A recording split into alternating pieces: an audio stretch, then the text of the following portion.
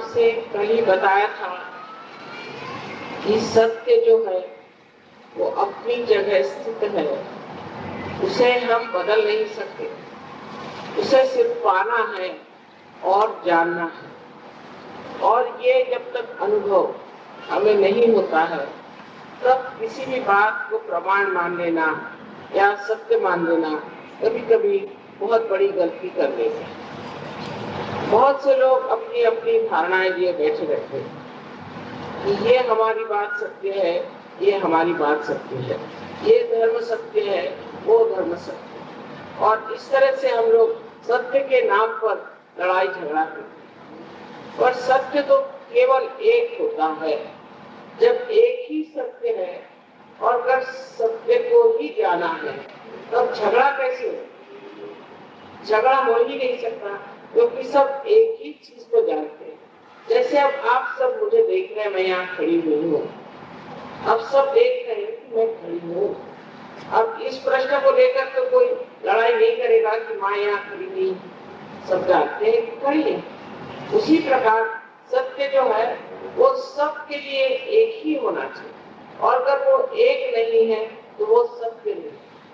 ये मैंने आपसे कल समझाया था कि वो सत्य के अनेक पहलू हो सकते हैं और वो सत्य है। आज हम ये जानेंगे कि हमारे अंदर जो एक बड़ा भारी सत्य छिपा हुआ है, इसे हम आत्मा कहते हैं, और उसको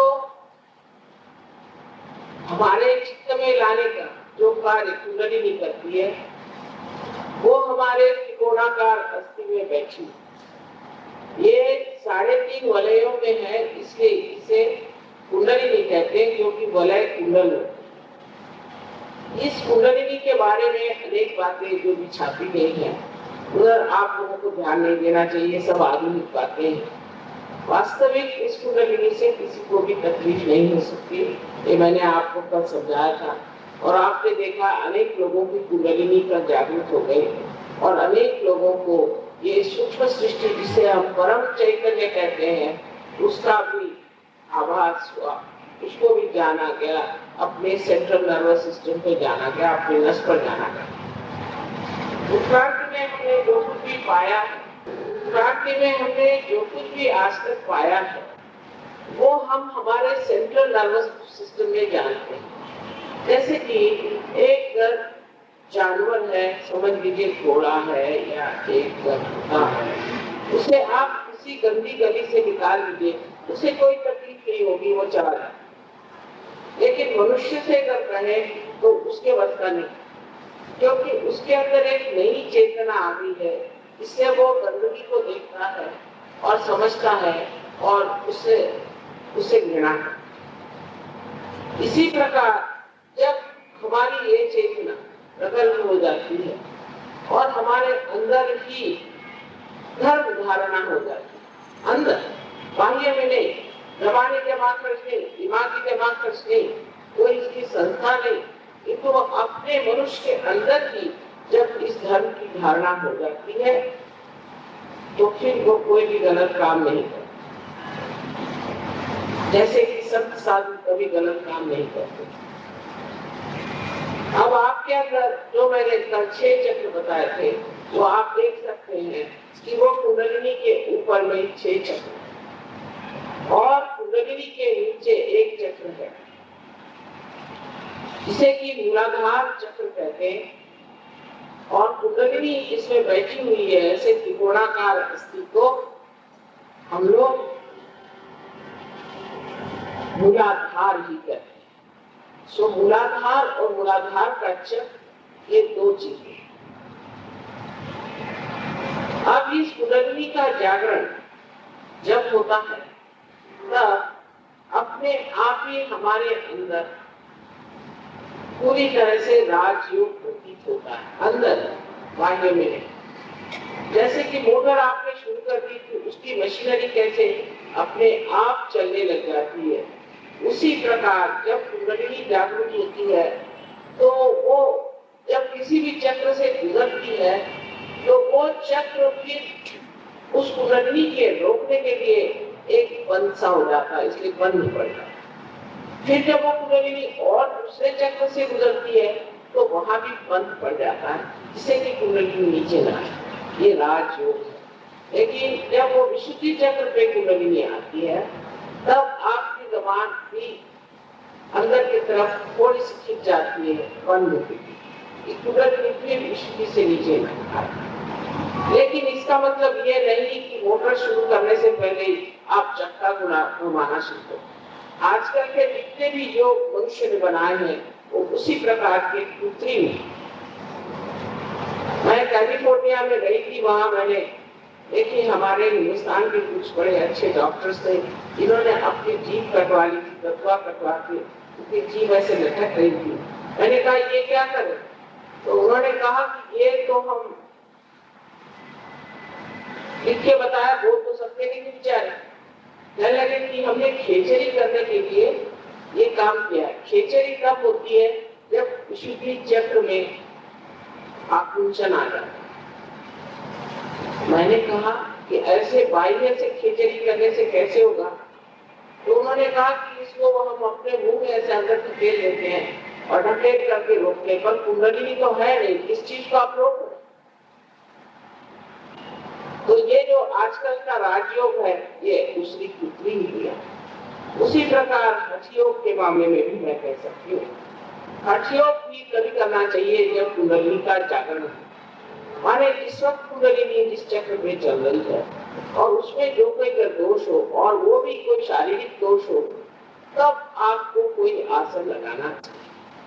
हठयोग में अष्टांग है, उसमें से यम नियम बहुत थोड़ी सी चीज है और उसमें से भी एक ये व्यायाम भी थोड़ी सी। लेकिन हम लोग इस तरह से हठयोग करते हैं जैसे कि सारी दवाइयां हम अपने मुंह में लें।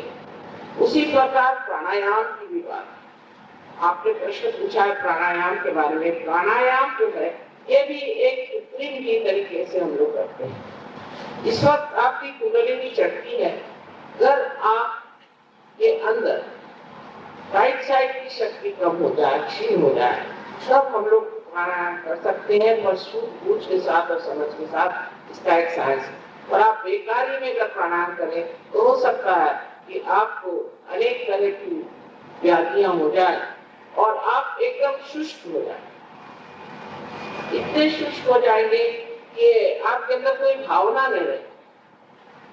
और हो सकता है कि आप शादीशुदा हो तो आप अपने वाइफ को भी छोड़ दें, बच्चों को भी छोड़ दें और सोचे कि मैं बड़ा भारी साधु सन्यासी हूं। इस तरह का असंतुलन जीवन में आ जाता है और इसलिए कोई सी भी बात आंख मूंद करके करना बिल्कुल बेकार है।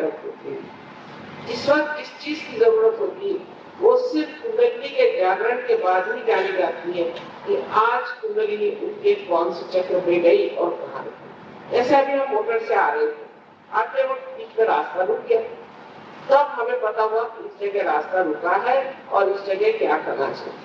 और जब आप घर से निकले ही नहीं, आप घर में ही बैठे हुए हैं और बेकार से आप आयाम व्यायाम कर रहे हैं, उससे क्या फायदा होगा?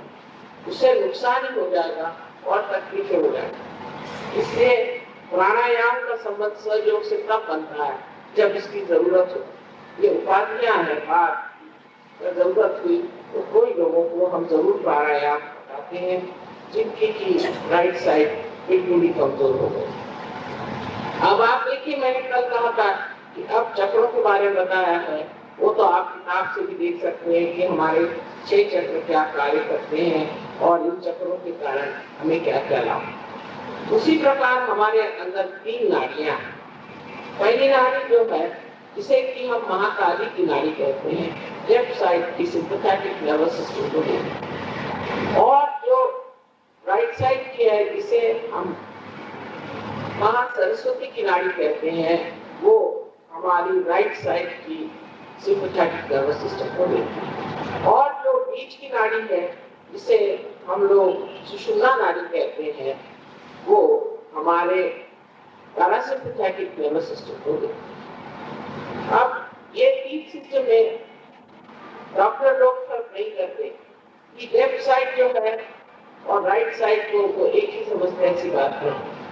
लेफ्ट साइड जो है वो सिर्फ हमारी भावनाएं, हमारे इच्छाओं को पूरा करती। इसलिए इसे हम कहें कि इच्छा शक्ति की लेफ्ट साइड ये ईड़ा नाड़ी है, ये सूक्ष्म में ईड़ा नाड़ी है और ये लेफ्ट सिम्पैथेटिक नर्वस सिस्टम को इसे चंद्र नाड़ी भी कहते हैं। इसके अलावा जो कुछ हमारा भूतकाल है, जो कुछ बीत गया, जब से हमारा संसार बना है तब से लेकर आज तक का जितना भूतकाल है वो लेफ्ट साइड में इसके साथ समाहित है। अब राइट साइड की जो नाड़ी है इसे सूर्य नाड़ी कहते हैं। ये नाड़ी जो है ये हमारे शारीरिक और मस्तिष्क के जितने काम है, सोचना, विचारना आदि के कार्य करता है। इस नाड़ी को सूर्य नाड़ी कहते हैं और पिंगला नाड़ी भी कहते हैं। और ये हमारे भविष्य के बारे में जब हम सोचते हैं, भविष्य की कल्पना करते हैं, तब ये कार्यान्वित होती है। मध्य की नाड़ी जो है ये इन दोनों को संतुलन को रखती है।